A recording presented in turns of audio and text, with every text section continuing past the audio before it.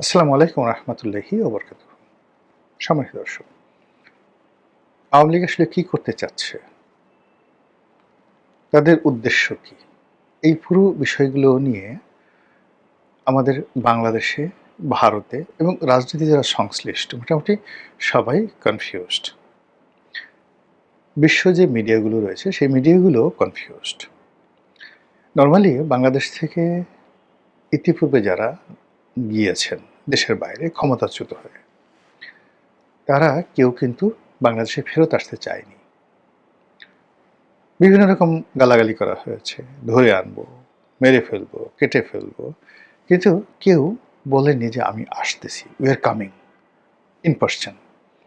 এটা সেই বঙ্গবন্ধুর জামানাতে যারা গেছেন তারা থেকে শুরু করে আজ অবধি কেউ আসতে চায়নি। কিন্তু একমাত্র শেখ হাসিনা এবং আওয়ামী লীগের লোকজন প্রতিদিন তারা বলছে আজ আসবো, কাল আসবো, আসছি। ফাঁসির মঞ্চ রেডি করে, অর্থাৎ আপনি ভয় দেখাচ্ছেন তোমাকে আসলে গ্রেপ্তার করব, তোমাকে আসলে ফাঁসিতে চড়াবো, তোমাকে জেলখানায় ভরবো, তোমাকে আসলে গণপিটুনি দিয়ে মেরে ফেলবো। তারা বলছে যে হোয়াট এভার মেবি। একেবারে ডেট দিয়ে, টাইম দিয়ে, তারিখ দিয়ে, তারিখটা শুধু বলেনি, মানে ডিসেম্বর মাসে আসছি, অমুক অমুক দিকে আসছি, আমরা সবাই মিলে আসছি, প্লেন ভাড়া করে আসবো, সীমান্ত দিয়ে আসবো, উড়ে আসবো, জুড়ে আসবো, নানা রকম কথাবার্তা যেটা বলছে এটা আমাদের দেশে আগে কখনো হয়নি। আমাদের দেশে যারা পালিয়ে গেছে, যাদেরকে দেশ থেকে বহিষ্কার করা হয়েছে, যারা পরাজিত হয়েছে, বিভিন্ন কারণে আমাদের দেশে যেটাকে এক্সাইল বলা হয়, যেটাকে ফ্লিড অ্যাওয়ে বলা হয়, এক্সাইল অ্যান্ড ফ্লিড অ্যাওয়ে। তো এটার তো একটা ইতিহাস আছে। এখানে বাংলাদেশ থেকে বিএনপির জমানাতে আওয়ামী লীগের লোকজন গেছে, আওয়ামী লীগের জমানাতে বিএনপির লোকজন গেছে। যেমন এখন ধরেন শামীম ওসমান। শামীম ওসমান তো আগের জমানাতে ভারতে ছিলেন, বিএনপি জমানাতে।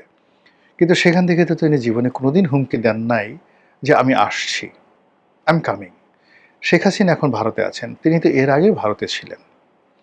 তো ভারত থেকে তিনি কখনো হুমকি দেননি যে আমি আসছি, বরং বাংলাদেশের সরকার, জিয়াউর রহমান সাহেব, বিরোধী দল, আওয়ামী লীগ, অন্যান্য যারা সবাই তারা একটা রাজনীতির ভারসাম্য তৈরি করার জন্য বলতে গেলে তাকে তোয়াজ করে, তদবির করে, রাজকীয় সংবর্ধনা দিয়ে তাকে আনা হয়েছে বাংলাদেশে 1981 সনে। এবং শেখ হাসিনা যেদিন 1981 সনে এসেছিলেন, মুষলধারে বৃষ্টি, সেই বৃষ্টির মধ্যে বাংলাদেশে আজ পর্যন্ত কোনো নেতাকে বরণ করার জন্য এয়ারপোর্টে এত লোক আসেনি। ইভেন এখন 18 কোটি মানুষের দেশ, যদি আপনি তারেক রহমান সাহেবের আগমনকে আপনি ধরেন, এই 2025 সনে তার আগমন, তার চাইতেও ওই যে শেখ হাসিনা এসেছিলেন 1981 সনে, ওটার উপস্থিতি, আবেগ, পরিবেশ, পরিস্থিতি অন্যরকম ছিল। শেখ হাসিনার কান্না, দেশে ঢুকে কান্না প্রত্যেকটা মানুষকে আবেগতাড়িত করেছিল। তারেক রহমান সাহেব এসছেন, বাট তার কোনো কান্না, তার কোনো কথা আমাদেরকে অশ্রু সজল করেনি। কিন্তু শেখ হাসিনা যখন 81 সালে এসেছিলেন, আসার পরে তিনি কেঁদেছিলেন এবং তার দেখা দেখি কোটি কোটি মানুষ সারা বাংলাদেশে কেঁদেছিলেন। আচ্ছা বলেন তো, তারেক রহমান সাহেব এই দিন এয়ারপোর্টে আসছেন, বিএনপির লোক বুকে হাত দিয়ে বলেন তো কয়েকজনের চোখ দিয়ে পানি পড়ছে? আল্লাহর রাস্তে বলেন, যদি মিথ্যা কথা বলেন গজব নাজিল হবে। আল্লাহর রাস্তে বলে যে তারেক রহমান সাহেব আসছেন, তার এই কথা শুনে আমি ভেউ ভেউ করে, হু হু করে কান্নাকাটি করেছি, তাকে দেখে আবেগে আমার চোখের পানি পড়ে গেছে, ইত্যাদি। কিন্তু 81 সনে কিন্তু এই ঘটনাগুলো ঘটেছে। তো ওইরকম একটা আশার যে আবেগ, অনুভূতি, সেটার বিপরীতেও শেখ হাসিনা কখনো বলেননি যে আমি আসছি।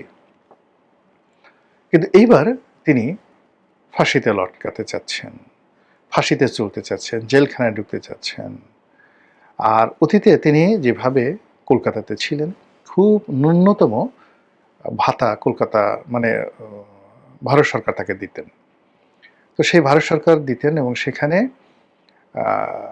যেটি আমরা জানি, এবং সেটা হলো সেই টাকার একটা অংশ, সামান্য টাকা আবার তিনি দল পরিচালনা করার জন্য আব্দুর রাজ্জাক, তুফাইল আহমেদ এদের হাতে পাঠাতেন।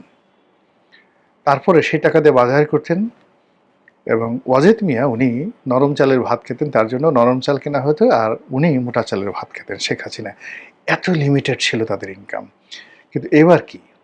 এবার তো উনি ১৪ পুরুষ বিদেশে বসে খেতে পারবেন।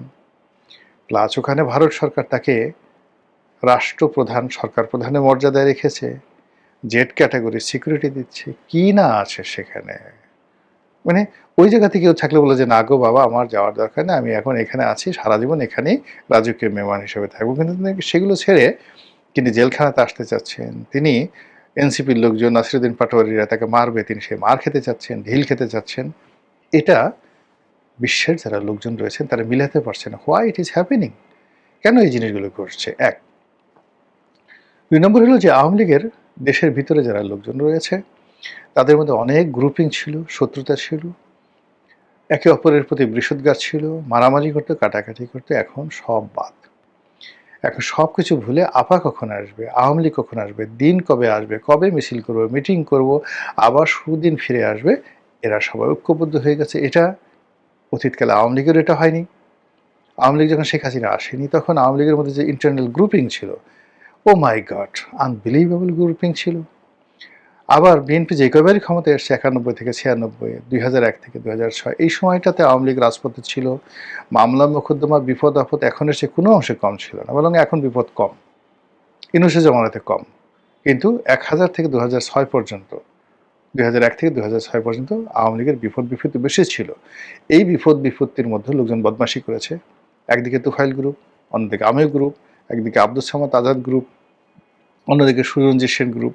ঢাকা শহরে একদিকে সেই মোফাজ্জল হোসেন চৌধুরী মায়ার গ্রুপ, অন্যদিকে শাহ আলমের গ্রুপ, আর একদিকে সাইদ খোকনের গ্রুপ। কি না ছিল?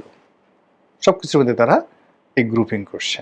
আর এখন দেখেন কোনো গ্রুপিং নেই, সবগুলো এক হয়ে গেছে, সবগুলো এক হয়ে গেছে। এগুলো বাংলাদেশে।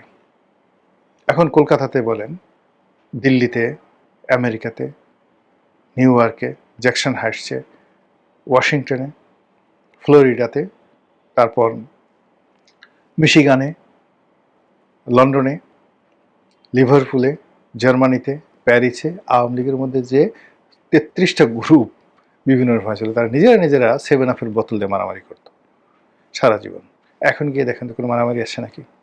সবগুলো এক হয়ে গেছে। হাতে গোনা ১ জন ২ জন মানে যারা এই সোশ্যাল ওয়ার্কার। এখন দেখা যাচ্ছে যে এই কদিন আগে নিজু মজুমদার, অমির রহমান পিয়াল, তাদের মধ্যে একটা বিরোধ তৈরি হলো। কোথা থেকে কি হলো? এখন আর সেই বিরোধ নেই।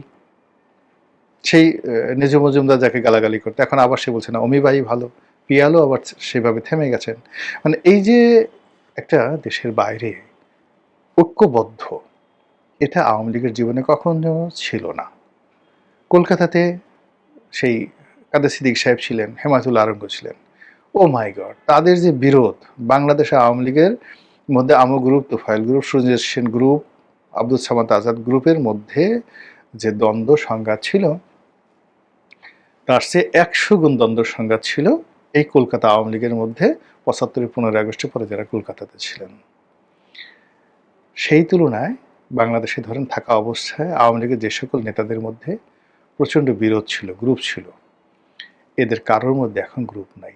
আগরতলাতে নাই, কলকাতাতে নাই, তারা অনেকটা ভাই ভাইয়ের মতো গলাগলি ধরে, মানে বিপদে পড়লে যেমন দেখা গেল যে বন্যার মধ্যে পড়লে সাপ আর বেজি বা সাপ আর মানুষ একই গাছে বসে থাকে এবং কেউ কাউকে আক্রমণ করে না। এখন কলকাতাতে একই অবস্থা।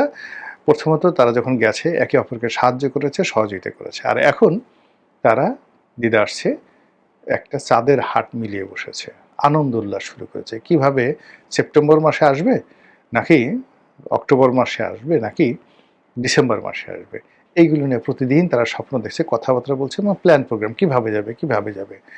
আবার যারা একটু জানে, নেত্রীর সাথে দেখা করে আসে বা শেখ হাসিনার সঙ্গে দেখা করে আসে, তারা এক ধরনের কথা বলে। যারা নেত্রীর সঙ্গে টেলিফোনে কথা বলে তারা এক ধরনের আবেগ। যারা কথা বলতে পারে না, তারা যারা কথা বলে তাদের সঙ্গে শুনে এবং নিজেরা নিজেরা সেই চা, সিঙ্গারা, সমোসা, দিল্লি কা লাড্ডু এবং কলকাতার সেই বিখ্যাত যে খাবারগুলো, সেই খাবারগুলো খেয়ে একটা নিদারুণ আনন্দ উৎসব এবং আমেজের মধ্যে তারা দিন কাটাচ্ছে। এবং এই খবরগুলো গোয়েন্দা চ্যানেলে সরকার জেনে যাচ্ছে, বাংলাদেশের বিএনপি যারা নেতাকর্মী রয়েছেন তারা জানছে, এবং সব মিলিয়ে একটা কন্ট্রাস্ট তৈরি হচ্ছে। ওইদিকে আওয়ামী লীগের লোকজনের আনন্দ, এদিকে আওয়ামী লীগের লোকজনের আনন্দ, এদিকে বিএনপির ক্ষমতার গরম। তার সঙ্গে, সঙ্গে আবার পেছন দিক থেকে যেকোনো সময় যেকোনো দুর্ঘটনা ঘটতে পারে। আওয়ামী লীগ ঢুকে পড়তে পারে, জামাত তাদের সঙ্গে মিলে যেতে পারে।